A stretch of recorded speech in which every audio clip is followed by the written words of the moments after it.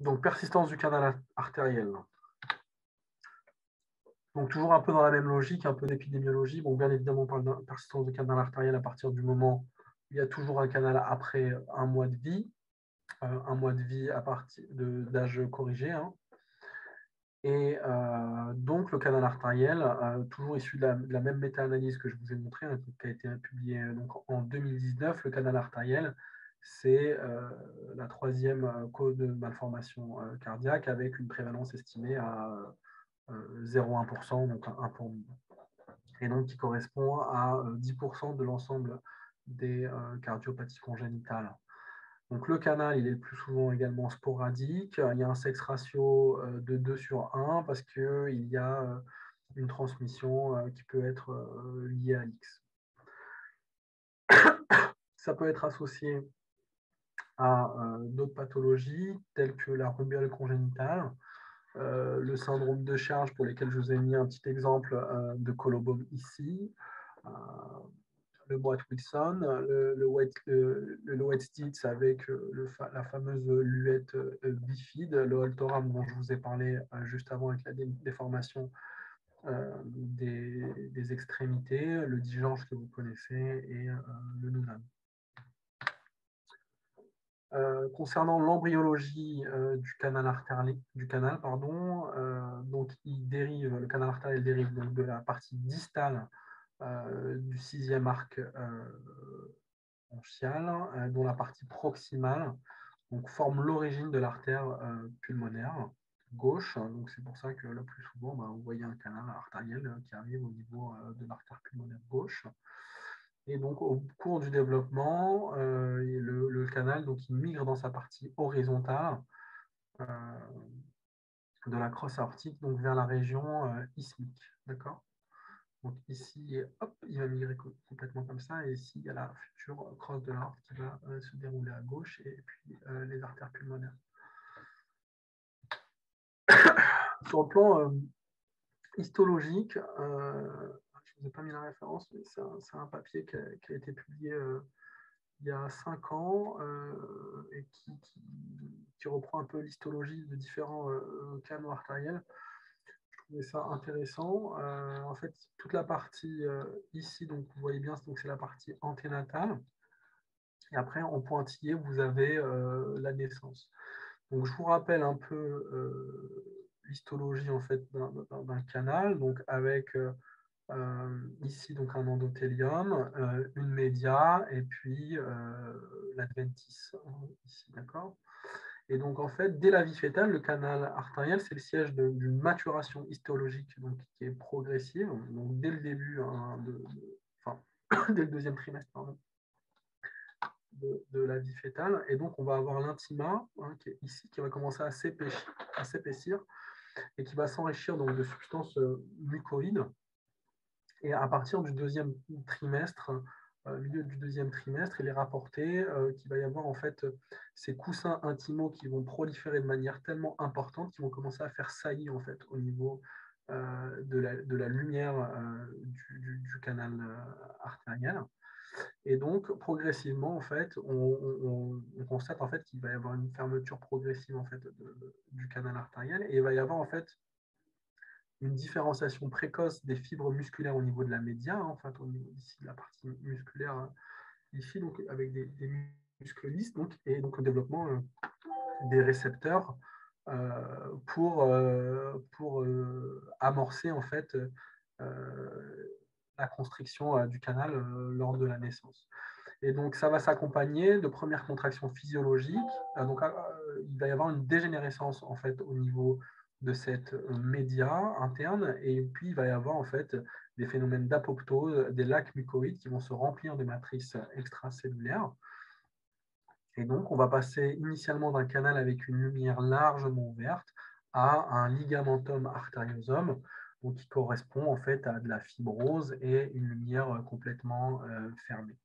Et donc, on arrive à comprendre, on comprend un petit peu pourquoi en fait le canal artériel du prématuré, donc un prématuré donc, qui naît donc avant ici, va avoir un canal artériel qui est toujours immature avec des lacs mucoïdes et un développement de fibres musculaires qui est moins développé en fait qu'un canal artériel qui aurait eu le temps de se développer et aboutir en fait à un canal artériel mature, entre guillemets, pour une fermeture. Donc, si on reprend un petit peu la circulation fœtale, donc la circulation fœtale, comme vous le savez, c'est une circulation en parallèle, donc avec deux shunts via le foramen ovale et le canal artériel. Il y a donc une circulation à haute pression pulmonaire et une circulation à basse pression systémique. Donc ici, le cordon ombilical, la veine ombilicale, le passage par un shunt, donc je ne l'ai pas cité ici, mais le canal d'Arantius qui va arriver ici au niveau de la veine cave inférieure. Et puis, il va y avoir au niveau de la veine cave inférieure un shunt préférentiel qui va se faire entre l'oreillette droite et l'oreillette gauche. Oreillette gauche, passage ventricule gauche aorte, et puis au niveau de l'aorte, et puis crosse de l'aorte, on va nourrir le cerveau, et puis aorte descendante, retour au niveau du placenta. Et donc, tout ce qui va être dérivé sur le plan systémique va revenir au niveau de l'oreillette droite. Et puis, il va y avoir donc, oreillette droite, ventricule droit. Et puis, ici, on va arriver à une bifurcation où on est face à des résistances vasculaires pulmonaires extrêmement élevées parce que les poumons sont complètement collabés.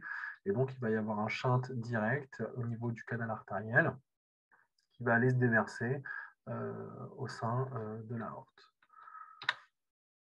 Donc, même s'il y a deux circulations en parallèle, il y a quand même le sang oxygéné va quand même en priorité aux cavités gauches, parce que comme je viens de vous l'évoquer, le shunt se fait de manière préférentielle au niveau du foramen ovale.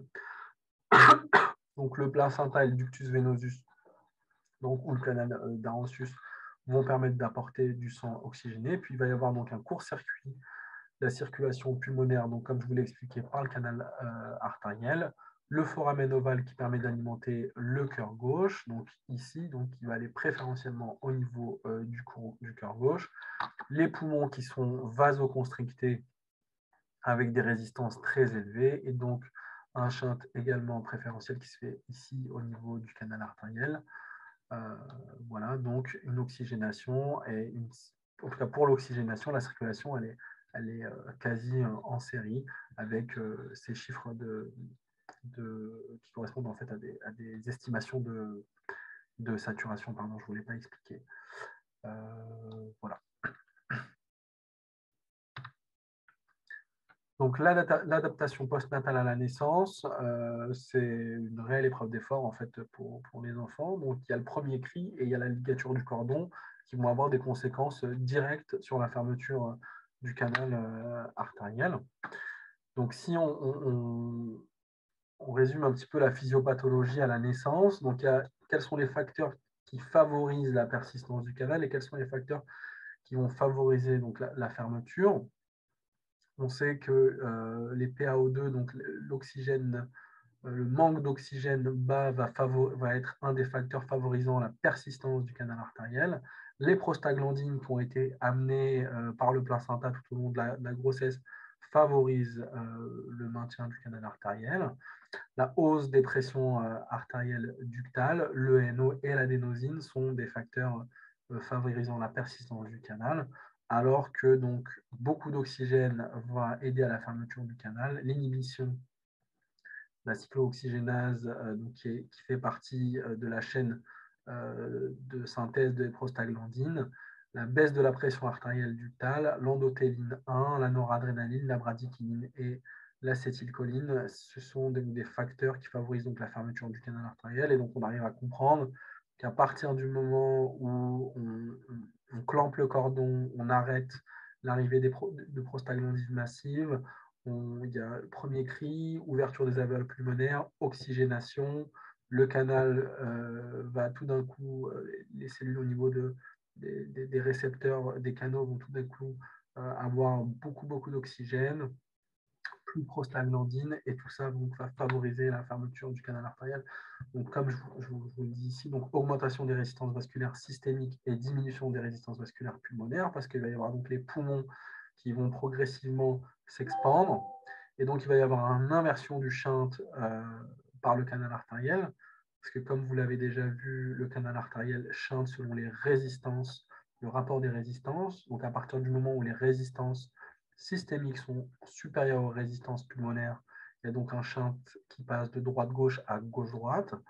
Et donc, il y a donc une augmentation de la pression partielle donc, en oxygène, et donc ce qui va favoriser la fermeture du canal. Et donc, la ligature du cordon ombilical et l'ouverture de la circulation pulmonaire va permettre une chute du taux de prostaglandine et donc favoriser donc, la fermeture du canal. En postnatal, donc il y a la contraction des fibres musculaires lisses, donc ces fibres musculaires lisses qui se sont développées au sein de la média, qui vont entraîner donc une fermeture fonctionnelle au cours des premières heures de vie, qui vont se contracter progressivement. Puis il va y avoir une oblitération permanente donc, qui vont être liées en fait à l'apoptose des cellules endothéliales et donc de la prolifération intimale qui avait déjà débuté dès la période anténatale. Et donc, il va y avoir complètement la modification histologique du canal persistant, donc qui va se transformer donc, en ce fameux ligamentum arteriosum, donc qui correspond en fait au remplacement des cellules musculaires lisses par des fibres de collagène et des fibres élastiques. Sur le plan clinique, qu'est-ce que c'est qu'un canal artériel? C'est assez spécifique, en tout cas, ça se reconnaît assez bien, en tout cas cliniquement. C'est un souffle continu avec un renforcement télésystolique chez un enfant qui est asymptomatique, un souffle qui s'entend majoritairement en sous-clavier gauche, en tout cas pour les canaux en position habituelle, on va dire. Et puis, un canal artériel, ça peut évoluer comme tous les shunts supra-ventriculaires, enfin supra-auriculaires, donc les shunts qui chantent gauche-droite, donc avec des signes cliniques d'hyperdébit pulmonaire et potentiellement de vol diastolique. Et donc, on a plusieurs types de cadres nosologiques pour le canal. On va avoir un petit canal artériel qui va être une découverte comme ça, fortuite, que vous allez faire, je ne sais pas moi, dans vos différents lieux d'exercice. Un enfant qui vient pour une autre raison et puis qui finit par avoir une échographie cardiaque. Et puis, vous allez trouver un petit canal artériel qui est silencieux, que vous n'entendez même pas à l'auscultation. Vous allez avoir le canal artériel qui est restrictif et qui s'entend bien à l'auscultation. Puis vous allez avoir le large canal artériel qui est symptomatique à tel point, par exemple, dans certains, en néonatologie, vous avez des canaux très, très, très, très ouverts, très importants, où vous pouvez ne pas entendre de souffle. Hein. Voilà, avec des résistances qui sont pulmonaires un petit peu élevées et donc du coup moins de chantes. Et puis, donc, vous avez le canal artériel avec les résistances vasculaires pulmonaires élevées. Vous avez également le canal artériel avec des résistances pulmonaires non seulement élevées, mais supérieures au systémique, qui chantent plus gauche-droite, mais qui chantent droite-gauche. Mais bon, là, je ne vais pas déborder sur un cours. Et vous avez un cadre nosologique un peu particulier qui correspond au canal artériel du prématuré. Donc, sur le plan échographique, c'est toujours la même chose, hein, la démarche un petit peu en cardiologie. On fait le diagnostic précis et puis après, on évalue un peu les répercussions.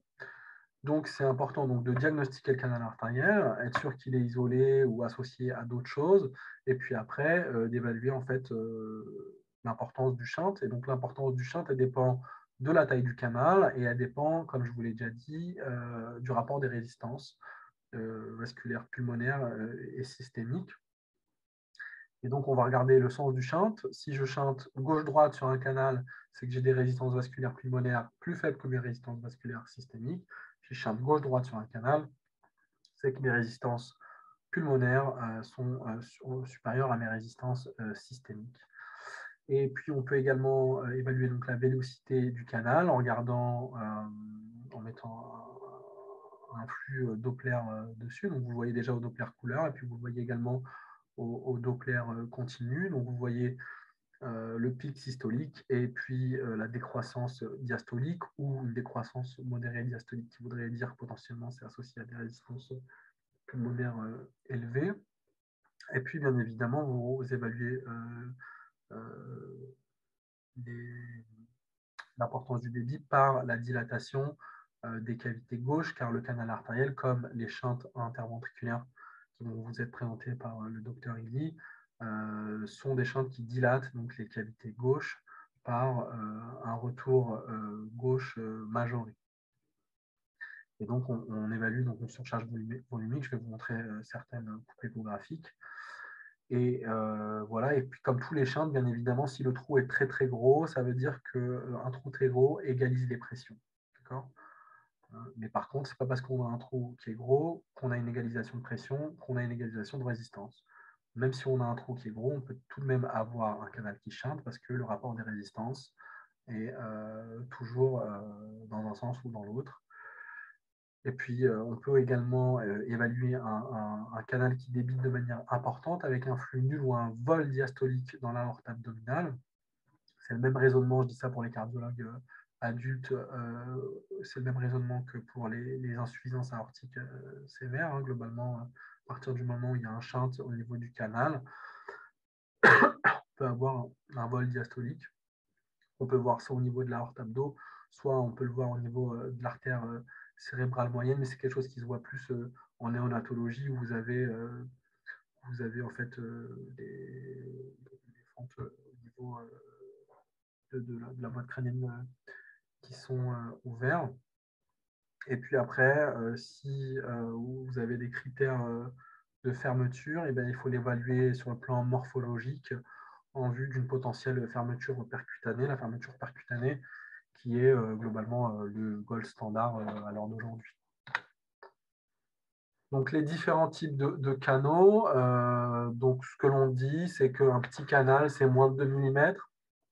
Un canal de moyenne taille, c'est 2 à 5, et que l'on considère un large canal à plus de 5 mm. Les dilatations des cavités gauches sont évaluées donc sur le plan échographique avec un ventricule gauche qui est dilaté, c'est-à-dire qui est supérieur à 2 déviations standards. Hein, vous avez des Z-scores qui sont accessibles sur Internet, hein, notamment sur Parameters, que vous pouvez voir. Et puis aussi, on peut faire les rapports de Loger sur l'aorte pour constater en fait une dilatation de l'oreillette gauche. Et puis donc on estime en fait les morphologies du canal, pardon, soit c'est un canal qui est en poulaire, soit c'est un canal qui est vraiment tout droit ou non. Globalement, la morphologie A là, que vous voyez en haut, c'est la morphologie pyramidale, donc la plus fréquente, avec un embout assez large sur le versant aortique et un embout un petit peu rétréci sur le versant pulmonaire. Le type C, c'est plutôt en général des morphologies de canal prématuré. Voilà. Et puis, bien évidemment, comme je vous le dis, s'il y a un canal artériel, il faut bien s'assurer qu'il n'y a pas d'autres pathologies associées et que ce canal artériel n'est pas là et n'est pas nécessaire justement à la perfusion d'une aorte qui, au niveau ismique, est complètement rétrécie et qui ne correspond pas en fait à une coarctation de l'aorte. Voici une coupe du canal artériel. Donc cette fameuse coupe donc, qui correspond, pour ceux qui ne font pas trop d'échographie, c'est une écho.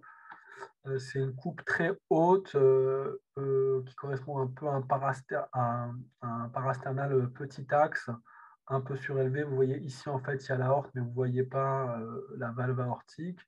Et puis, en fait, vous avez l'infundibulum pulmonaire ici, la valve pulmonaire qu'on arrive un petit peu à distinguer. Et puis, en fait, on remarque l'artère pulmonaire droite que vous allez voir ici, l'artère pulmonaire gauche, et hop, tout de suite là. Donc, c'est pas vraiment un trépied fait directement, mais je vais essayer de voir si je peux vous mettre le trépied.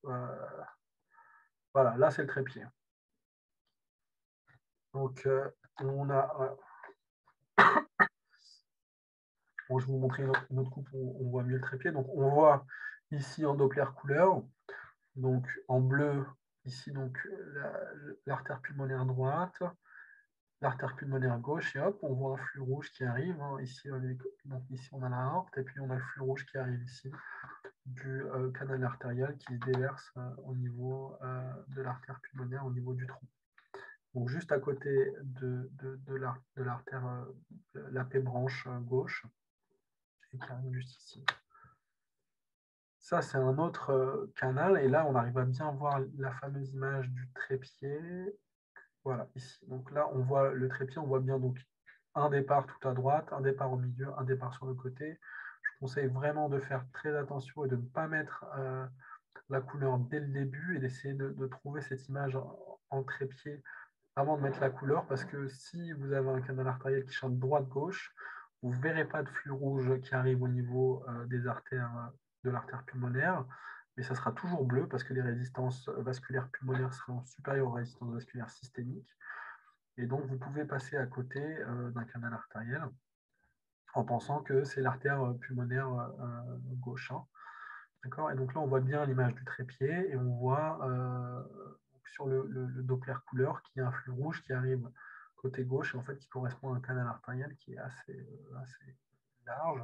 Les mesures de taille de canaux, en général, vous voyez bien sur le Doppler, le Doppler il bave, il y a beaucoup de gains. On le fait plutôt sur le 2D. Hein. Voilà, et donc pour ceux qui ne connaissent pas l'échographie, donc aorte, valve artère pulmonaire, infundibulum, puis voilà, AP droite, AP gauche, canal artériel, puis oreillette gauche, et puis normalement là, il y a l'oreillette droite. Toujours cette fameuse mesure du trépied, donc AP droite, AP gauche, et puis canal artériel, donc un canal qui est de taille moyenne ici, qui est mesuré à peu près à 4 mm. Et puis donc l'évaluation de ce shunt gauche-droite, et puis on voit s'il y a une dilatation des cavités gauche, et donc comme on peut observer sur cette coupe, 4 cavités un petit peu tronquées, mais parce que c'est un peu plus compliqué lorsqu'on a une dilatation des cavités gauche de bien réussir à dégager ODVD. Donc ici, oreillette gauche, valve mitrale, ventricule gauche, un ventricule droit ici et l'oreillette droite qui est ici. Et donc vous observez bien qu'il y a une large oreillette gauche avec un ventricule gauche qui est dilaté. Et puis une bonne fonction du ventricule gauche, un anneau mitral qui est dilaté. Très probablement que si on mettait un peu de couleur là, on verrait qu'il y a une fuite mitrale secondaire en fait à la dilatation de l'anneau. Ici, c'est le TM. Donc, j'imagine que les cardiologues adultes connaissent très bien. Pour les pédiatres ou les personnes qui n'ont pas l'habitude de faire de l'échographie, donc il s'agit d'une courbe parasternale grand axe, où en fait, il faut s'imaginer que c'est un diagramme où ici, il y a le mouvement sur l'axe vertical et le temps sur l'axe horizontal. Et donc, en fait, on voit le mouvement du septum interventriculaire et on voit le mouvement de la paroi postérieure ici. Et on voit à l'intérieur, en fait, des petits bouts de cordage mitral. Donc, ça veut dire que globalement, on est un peu trop proche pour l'évaluer, mais bon, ça suffira. Et donc, ici, vous arrivez à mesurer, en fait, la dilatation du ventricule gauche et puis l'épaisseur des parois. Donc, une dilatation ventriculaire gauche qui est à 40. Bon, ben, globalement, qu'on a un ventricule gauche qui est à 40 et qu'on est un nourrisson, c'est trop. Quoi. Puis si vous ne savez pas exactement si c'est trop ou pas, vous pouvez regarder sur Parameters, vous mettez le poids, la taille, et puis vous voyez la dilatation du ventricule gauche, ça correspond à combien de Z-score. Et puis on voit que la contraction est maintenue avec une bonne FE et une bonne FR. Vous pouvez faire également donc, le rapport OG sur aorte. Ici, un rapport OG sur aorte, c'est toujours la même chose, hein, c'est un mode TM. Hein. Donc, mouvement étant sur le plan horizontal, et donc avec un rapport OG sur aorte qui est à 2.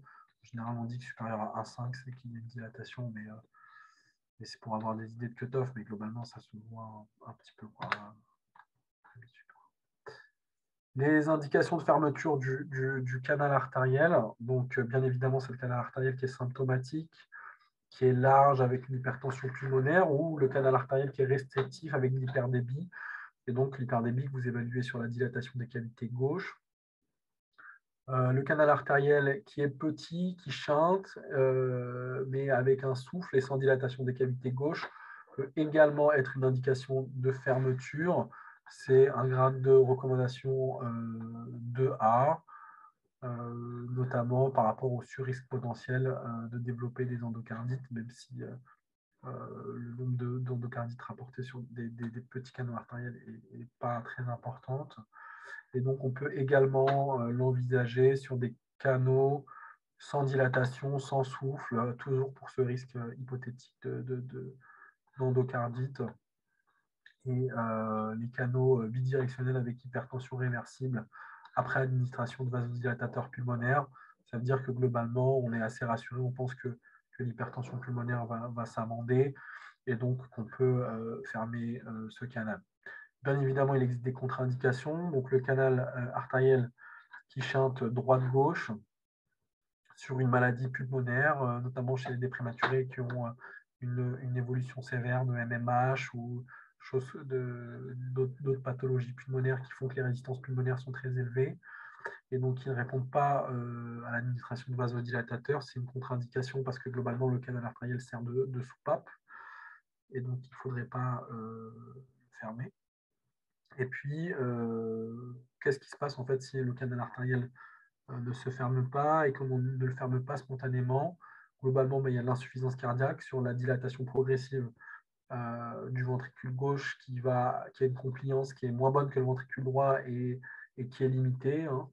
Et donc, à un moment, avec une dilatation ventriculaire, vous allez finir avec une insuffisance cardiaque et sur une dysfonction ventriculaire gauche et sur une oreillette gauche qui va se dilater sur une insuffisance mitrale importante et donc une hypertension pulmonaire post-capillaire.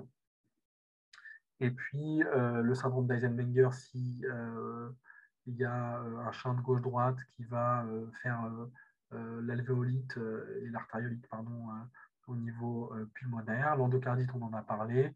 Et puis, l'anévrisme et la dissection aortique qui ont également été rapportés.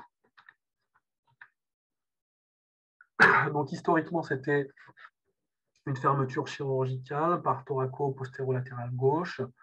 C'était plutôt ligature chez les prématurés et section suture chez les autres, parce que chez les prématurés, le canal était vraiment plus large que l'aorte.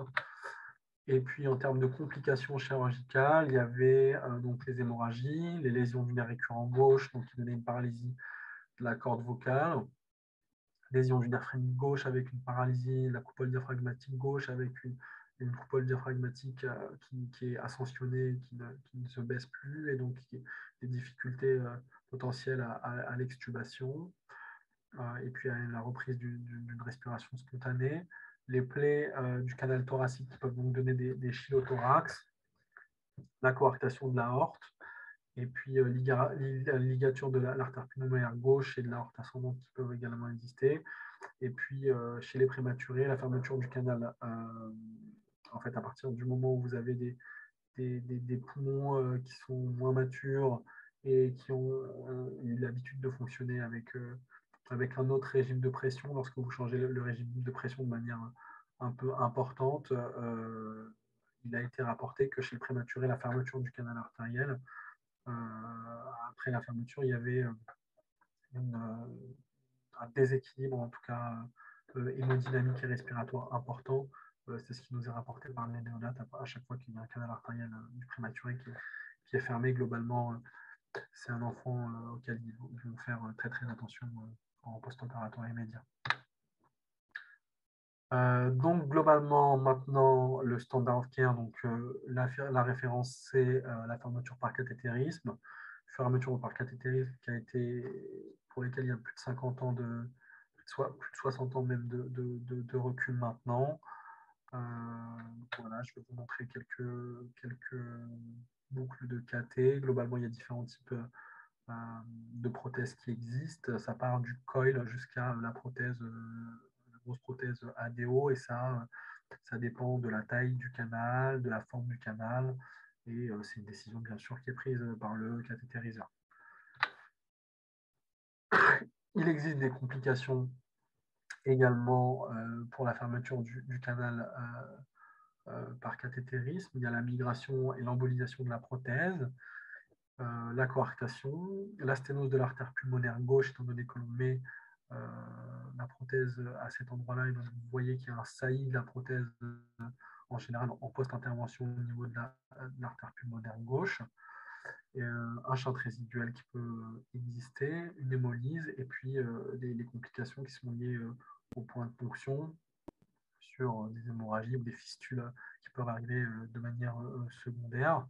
Et globalement, ça se passe en général bien. Et puis il y a un taux de fermeture qui est très important, quasiment 100%. En tout cas pour ceux pour lesquels la bonne indication a été posée. Voici quelques images au KT. Donc ici, c'est en latéral. Et donc on voit qu'il y a un premier positionnement. Hop, et on passe par l'aorte, et hop, au niveau de l'aorte, on arrive directement, l'artère pulmonaire, pardon, et on arrive directement au niveau de l'aorte. Ici, on peut voir dans la première angio, donc on voit l'aorte descendante, et on voit qu'on passe via l'artère pulmonaire, et hop, à travers le canal, on arrive directement au niveau de l'aorte. Donc, il y a une mesure ici qui est faite par le cathétériseur de la distance entre AP et aorte et l'épaisseur du canal pour évaluer donc, la mise en place de la prothèse. Donc prothèse qui commence, donc qui est montée ici, commence à être fixée au niveau aortique et après qui est délivrée ici, je ne sais pas si vous la voyez, hop, de prothèse là et hop, il y a le largage de la prothèse juste ici, là. Hop, voilà. Donc on voit la prothèse qui est en place. Voilà. Quelques particularités donc, pour le canal artériel du prématuré. C'est un canal qui reste ouvert à 4 jours de vie chez 10% des enfants qui naissent entre 30 et 37 semaines d'aménorrhée. 80% de ces enfants ont entre 25 et 28 semaines et 90% des 24 semaines. Donc globalement, ça suit en fait la logique anténatale, hein, comme je vous ai expliqué l'histologie au niveau du canal artériel. Si la programmation au sein du changement cellulaire au niveau des cellules du canal artériel ne devait pas encore arriver, eh bien, le canal artériel n'est pas modifié et est encore ouvert. C'est pour ça qu'on comprend qu'à partir entre 25 et 28 semaines, on a 80% des enfants qui ont toujours un canal qui est ouvert. Et donc, à 7 jours, 87% oui, d'ouverture. Donc la perméabilité prolongée est associée à une ventilation assistée prolongée, une dysplasie bronchopulmonaire, une hémorragie pulmonaire, l'entérocolite, l'hémorragie intraventriculaire, la leucomalacie périventriculaire et la paralysie cérébrale. Donc toutes ces choses-là qui motivent bien évidemment la fermeture du canal artériel lorsque c'est possible. Donc, à court terme, donc, dans les moins de 3 jours, les risques encourus, c'est surtout l'hémorragie intraventriculaire et l'hémorragie pulmonaire. À moyen terme, c'est l'entérocolite, l'insuffisance rénale et la réaggravation de la maladie des membranes hyalines. Et puis à long terme, c'est les conditions donc, du champ gauche-droite au niveau cardiaque, donc l'insuffisance cardiaque, et puis la bronchodysplasie. Voilà. Donc, la fermeture précoce du canal artériel permet-elle de diminuer l'incidence de toutes les complications? Bien évidemment que non.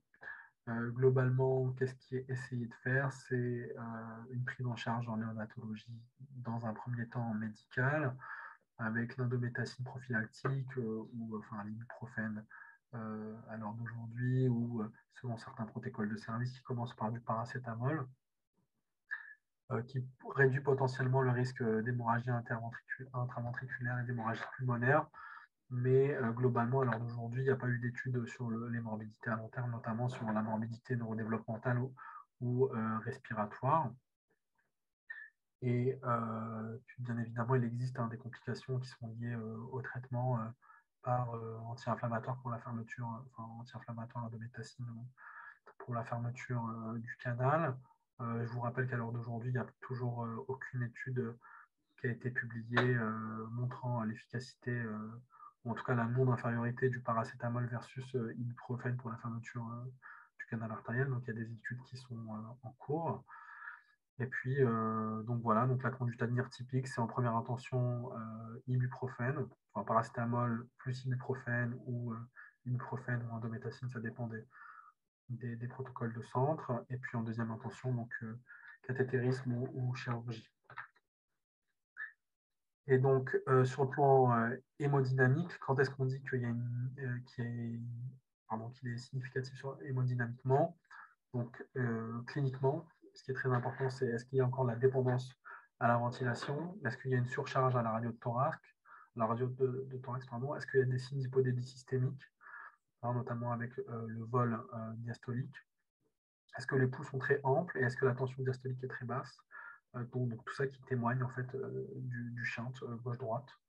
Et puis sur le plan échographique, un diamètre de canal au bout pulmonaire qui est supérieur à 2 mm pour un prématuré, la vélocité du shunt, le rapport Auger sur aorte, je vous en ai déjà parlé, qui est supérieur à 1,5, mais vous pouvez faire le volume de l'oreillette gauche ou la surface indexée de l'oreillette gauche avec les ABAC, qui est un peu plus fiable.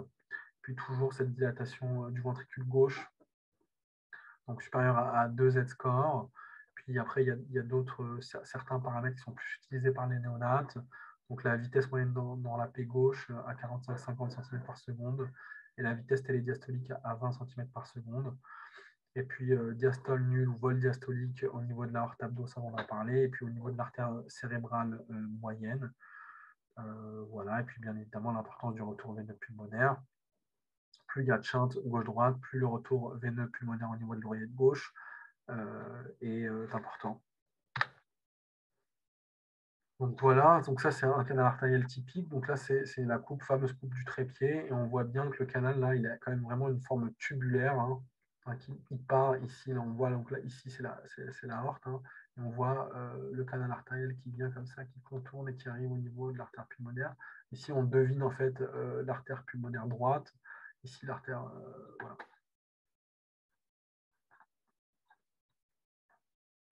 Voilà qu'on voit ici en couleur, hein. Donc on voit bien donc artère pulmonaire droite, artère pulmonaire gauche, puis le shunt là, hein, qui est gauche-droite, qu'on voit bien venir, hein, de l'aorte et arriver directement au niveau de l'artère pulmonaire avec un canal qui est large, hein, on voit qui est supérieur à 2 mm. Là, hein.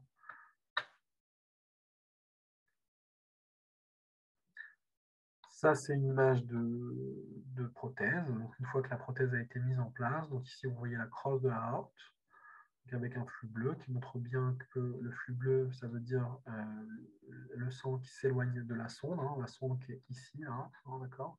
S'il y avait un flux rouge, ça voudrait dire qu'il y a du flux qui a, donc l'aorte est vascularisée à rétro. Donc ici, là, ce qu'on voit en hyper échogène, on le voit en position du canal artériel qui était là. On voit la prothèse et on voit bien qu'il n'y a plus du tout de shunt. On voit le départ au niveau de l'aorte. On arrive à vérifier, on voit qu'il n'y a pas d'aliasing ici. On voit donc qu'une des complications de la fermeture percutanée, qui est donc la coarctation, doit être vérifiée. Donc on voit bien là qu'il n'y a pas. Et on voit également ici qu'il n'y a pas de connexion donc, avec l'artère pulmonaire gauche. Donc, ça, on en avait parlé. Les risques potentiels qu'il y a en post-procédure, donc l'instabilité hémodynamique et respiratoire, donc descente bradie sévère, jusqu'à l'arrêt cardiaque. Le rupture de cordage tricuspide donc avec une fuite tricuspide importante en post-procédure, parce que comme vous l'avez vu sur le caté, on passe au niveau de la voie droite, donc OD, VD, artère pulmonaire, AP, canal, aorte. Bien évidemment, il peut y avoir des échecs de fermeture du canal, parce que ça reste des prothèses assez importantes pour des tout petits poids d'enfants. L'embolisation de la prothèse, on en a parlé, la sténose de l'artère pulmonaire gauche, la coarctation de l'aorte également, et puis les complications du point de ponction et les infections post-caté qui peuvent bien évidemment survenir, même avec une antibioprophylaxie adaptée, ça reste des enfants extrêmement fragiles. Ça, c'est autre chose. C'est dans le cas où on a envie de maintenir le canal ouvert. Donc, c'est le stenting du canal artériel, notamment qu'on peut faire sur certaines cardiopathies qui sont du taux dépendantes. Ici, c'est le cas d'une PSI, d'une atriasie pulmonaire à symptômes intacts. Et globalement, ça vous permet de pallier et de maintenir, donc en maintenant le canal ouvert, Ça vous permet donc d'éviter une chirurgie pour mettre un shunt de Blalock et de permettre toujours de perfuser en fait, ces artères pulmonaires jusqu'à la prochaine intervention. On voit ici, là, hop, le stent qui a été mis en place au niveau du canal.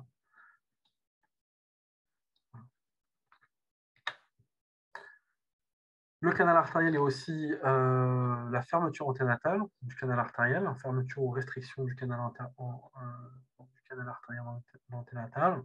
C'est souvent favorisé par la prise d'anti-inflammatoires, mais ça peut survenir spontanément. Et puis, de toute façon, lorsque vous demandez aux mamans, en général, on ne s'est pas retrouvé dans une proportion assez importante. Et les femmes, en tout cas en France, sont assez bien informées sur le fait qu'il ne faut pas prendre d'AINS pendant la grossesse, surtout depuis qu'il y a les nouveaux pictogrammes où il y a une femme enceinte barrée en gros avec un gros attention à côté.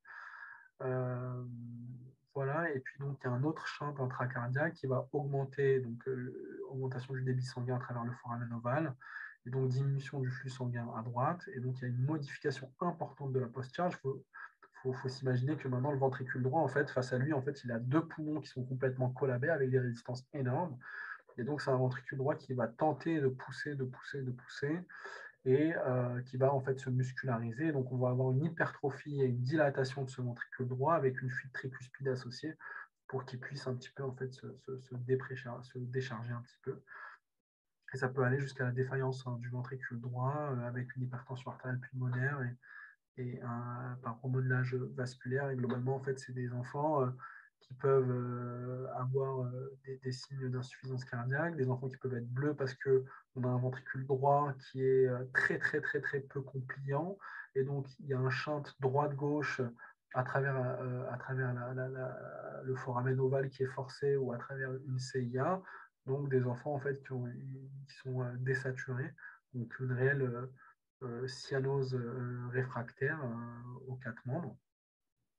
Et lorsque vous les voyez sur le plan échographique, à part un ventricule droit qui est extrêmement épaissi, vous faites le diagnostic en fait par défaut en fait, parce que vous ne trouvez rien d'autre.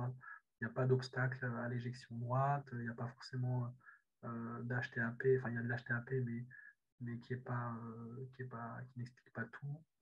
Et voilà. Donc, le traitement de la fermeture anténatale du canal artériel en anténatal, donc surveillance échographique régulière et puis une extraction fétale en fonction de la tolérance et du terme. Et puis en postnatal, O2 et NO, plus ou moins support ventilatoire, plus ou moins inotrope. Ils ne sont pas tous extrêmement graves. Il peut y en avoir où il y a des restrictions et puis ça se fait vraiment en toute fin de grossesse.